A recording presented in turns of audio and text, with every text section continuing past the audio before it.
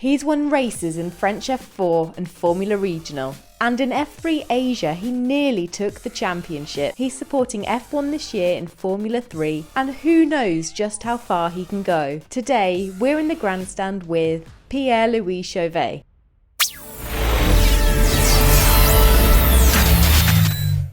We are in the Grandstand with Pierre-Louis Chovet today. How are you, Pierre? I'm fine, thanks. We're talking now a couple of weeks after the F3 Asian Championship finished, and you had a very successful campaign. So how do you view the championship looking back on it now? Yeah, it was a really productive experience with, let's say, without competitors. I mean, the level was quite high with three F3 drivers and also three F2 drivers and F2 winners. So yeah, the high level was a nice preparation before the main championship, which is FIA Formula 3 for me.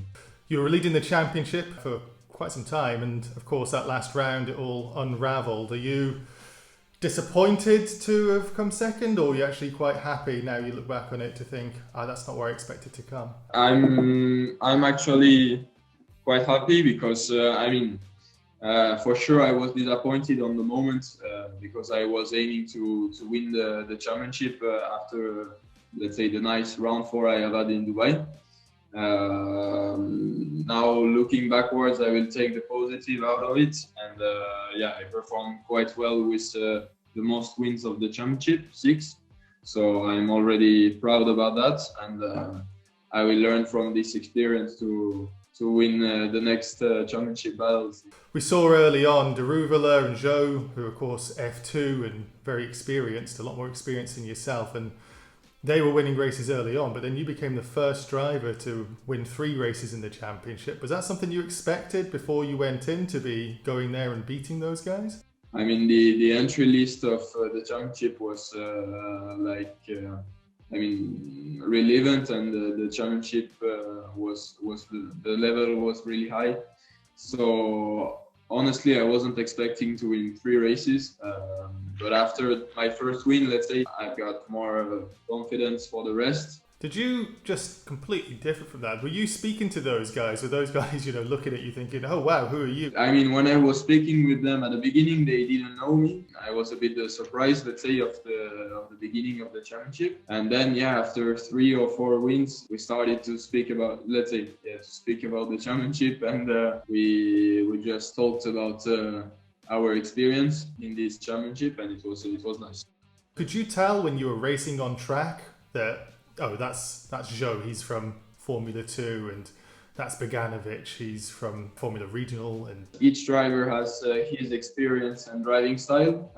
Let's say, whatever the championship he's coming from. I think that F2 drivers were maybe a bit more experienced when they wanted to protect their position, or sometimes a bit more conservative when they wanted to attack other cars. One of the things you don't want to be copying from those guys was at race 12, when you started on, I think it's in 3rd place, and right in front of you, both of the guys on the front row stalled on the grid. Was that scary for you, seeing that, when you just put your foot down, or was that just like, yes, I've got the lead? Yeah, for sure. I think that every driver has tough luck and bad luck during a championship.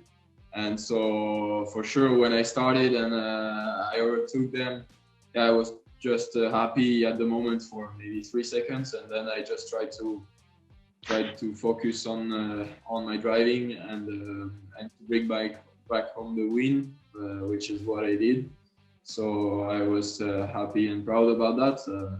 And of course, that was in the round 4 of 5, and that was when everything was on the up for you. Then round 5 came around and you had some unfortunate races. That last round, how did you handle it? Did you find that tough to handle, going from race to race, or was the fact that you had the races so close together something that was actually helpful?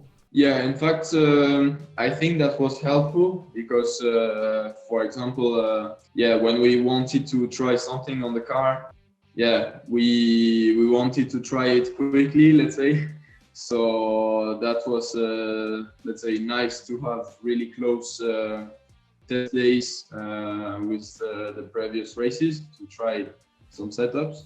And I just went into the last round thinking about race 13, then race 14 and race 15. Yeah, we didn't have the performance. We were like P6, P7. It wasn't the best weekend for sure, but we will learn from that, and we will try to be more reactive maybe. Up until F3 Asia, you didn't really have a full championship battle where you were leading and then in a really strong position to go and take it right at the end. So what changed? I started also the collaboration with a new engineer, which will be also my engineer in Formula 3 this year. And for sure, this changed. Then it was great to fight for the championship. At the beginning, in fact, I was just thinking about, let's say, doing the best results as possible. And then, after round 3, round 4, I was in position to let's say, to aim for the win of the championship. So it was really nice. Yeah, it was, let's say, a first experience, let's say, fighting for a title. So it was nice to fight for it and learn from it for the future. You were in Formula Regional, and I think it's fair to say that it was fairly inconsistent in the early days. I think you had an early podium, but you seemed to really improve in the latter half. And coincidentally, Hauger joined the team as well. What changed on that second half? Was it the engineer? Was it you? Was it Hauger joining the team? Yeah, at the beginning of the championship, I was fighting against Ferrari and Red Bull drivers, because also Yuri Vips was there. And I mean, the team lineups were really strong against us, while I was alone for the first half of the season. And when Dennis came, he helped the team in general to improve technically. And we were, I think, quite on the same level of speed with the regional. And thanks to that, in the first round where he was there, I made the first pole. He made the second best lap time in qualifying too. And I won my first race in Barcelona also. Having let's say, quick teammates behind you helps a lot. So of course you had a little bit of experience in Formula 3 last year, but of course the first weekend that you had there ended in the barriers. Does that knock your confidence a little bit? How did you handle that first race weekend? Yeah, for sure. I think it's part of let's say the racing driver learning process. But for sure, I apologize to my team, because it's not something you want to see. And but I'm taking, let's say, the mistakes to my advantage to get better afterwards. I pushed a bit too much in this situation, and I knew not how to do it for the next race. So nice. And then I think I proved in Monza 1 week after that I was able to do nice races and recover, because I had a hard quali with penalties, but at the end I came back to P7 and then P6 due to a penalty in race 2. So how did the team Jenzer come around? Because you did quite a few tests with several teams last year. How did you land that gig? So in fact I had several options because also I tested with several teams, and I mean, the feeling from the first meeting onwards was really good with Jenzer, and I also felt the managers are really close to the technical department, let's say, technical side of things. And I like that it's quite a family team, and I think I will improve in this environment. I'm just looking at the Formula 3 calendar this year, and I think you guys are quite a lot better than Formula 2. So you're starting off at Barcelona, and hopefully that happens. We've heard that the Barcelona testing has been delayed. From there, then you've got France, Red Bull Ring, Hungaroring, Spa, Zandvoort, and then Kota. That's quite a good calendar. Which of those tracks are you most excited for? I like my home track, Paul Ricard, because I'm living only 45 minutes far from it, and I have good relation with the circuit. Then I'm also, let's say, expecting for nice races in Spa, because I mean, as we all know, it's a really nice track, technical, long, and with high speed corners and donkings and everything. So I'm quite excited, and Kota for sure, because it will be for sure, I mean, the first time for me there, and I see it as a really, really nice track. So I'm excited about that, and honestly, when I saw the calendar, I was really happy about the dates, because we have like really nice tracks. Your sponsor, Travel Planet, they'll be getting you to do some reconnaissance work, going to all these different places. You're going to be getting the miles in. So how important are those guys for your career? Yeah, they are first of all, it's my main sponsor.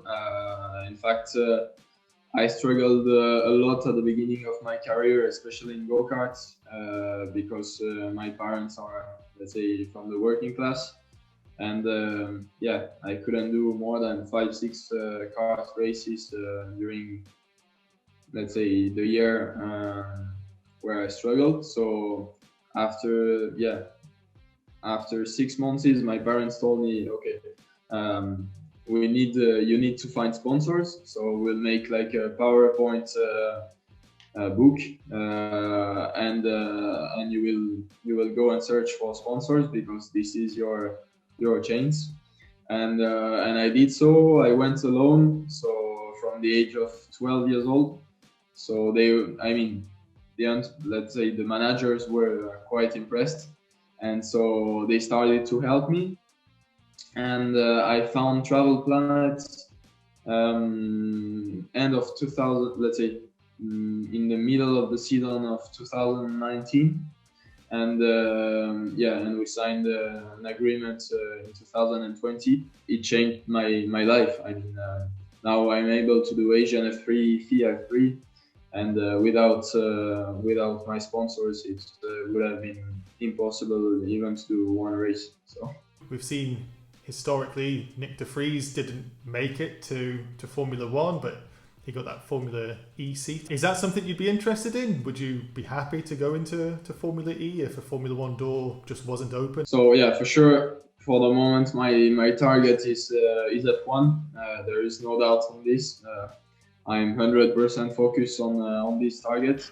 But yeah, at one point, if I can't achieve it, I mean, if there is no place and I'm locked, for sure I will be open to look at series as WEC or Formula E. I really like Le Mans race. It's like one of the Triple Crown, so it's really nice. I'm always watching it.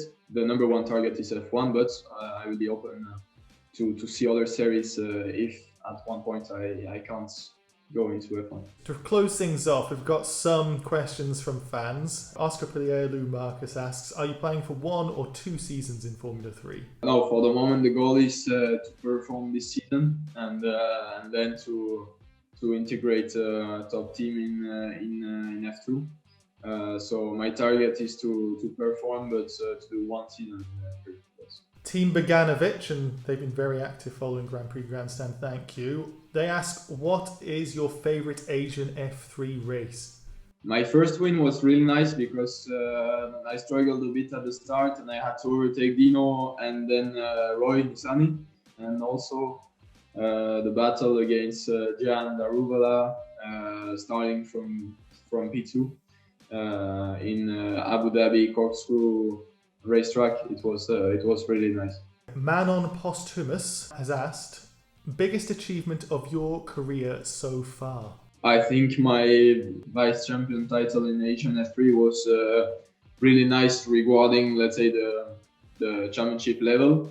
So let's say in single seater, I think it's my best achievement so far. Yeah. Gotti Belilla, 24, has asked, who is your best friend in racing? My best friend in racing, maybe Jack Crawford or Francesco Pizzi. Daniel Asti Morena has asked, who is your current favourite F1 team and driver? I've been a fan of McLaren for years. I would say it's fair to say Alpine right now. And driver, I would say, yeah, I really like Lewis Hamilton for his speed. For sure, he's really quick, and there is no doubt on that. And yeah, I really like Alonso for his battle skills, let's say, during the race. Final question. This one's the most important one because you may lose or gain quite a lot of fans. And this one comes from Bax Marink. Pineapple on a pizza, yes or no? No. No. I like more Italian pizzas, but like classic ones with prosciutto, mozzarella, and and yeah, a bit of salad. Well, you've made sure that you've gained or you've kept all of your Italian fans by respecting their legacy. So that's a good place to end it. So Pierre-Louis Chovet, thank you for joining us in the Grandstand today. It's been great, and hopefully we can speak to you later in the season when you might be fighting for those wins. Yeah, thank you very much. It's been a pleasure, and yeah, I'm looking forward to having some great results and speak again with you.